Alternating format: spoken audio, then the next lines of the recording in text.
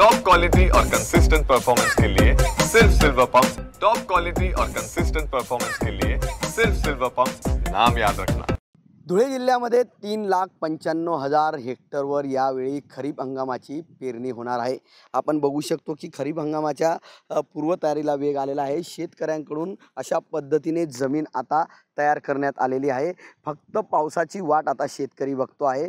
जिल्ह्याचा जर विचार केला तर 3,95,000 हेक्टरवर या ठिकाणी या खरीप हंगामाची पेरणी होणार आहे। त्यामध्ये प्रामुख्याने कपाशीचं सर्वाधिक क्षेत्र हे राहणार आहे आणि त्या निमित्ताने आता शेतकऱ्यांनी पूर्णपणे तयारी केलेली आहे। खानदेशाचा जर विचार केला तर खानदेशामध्ये बरेचसे शेतकरी हे 15 मे नंतर या ठिकाणी पेरण्या सुरू करतात। मात्र यंदा वाढलेलं तापमान आणि बियाण्यांवर झालेली बंदी यामुळे आता शेतकऱ्यांकडून कुठलीही पेरणी झालेली नाही। शक्यतो खानदेशामध्ये धुळे, जळगाव, नंदुरबारमध्ये 15 मे नंतर ज्या शेतकऱ्यांकडे मोठ्या प्रमाणात पाणी उपलब्ध असते असे शेतकरी या ठिकाणी पेरण्या करतात। यंदा मात्र अद्यापही पेरण्यांना सुरुवात झालेली नाही।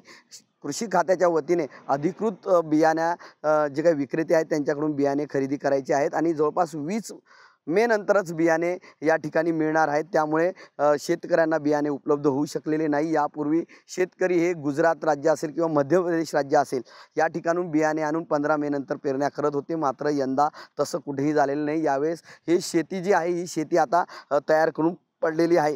त्यानंतर मात्र आता ज्यावेळी चांगला पाऊस होईल त्यावेळेस मात्र शेतकऱ्यांच्या या पेरण्यांना वेग येणार आहे। सध्या तरी शेतकऱ्यांचे हे शेत आता सध्या तरी निर्मनुष्य दिसत असले तरी येणाऱ्या काही दिवसांमध्ये ज्यावेळी बियाणे उपलब्ध होतील त्यावेळेस मात्र धुळे जिल्ह्यामध्ये पेरण्या सुरू होतील। मनीष मासोळे, TV9 मराठी, धुळे।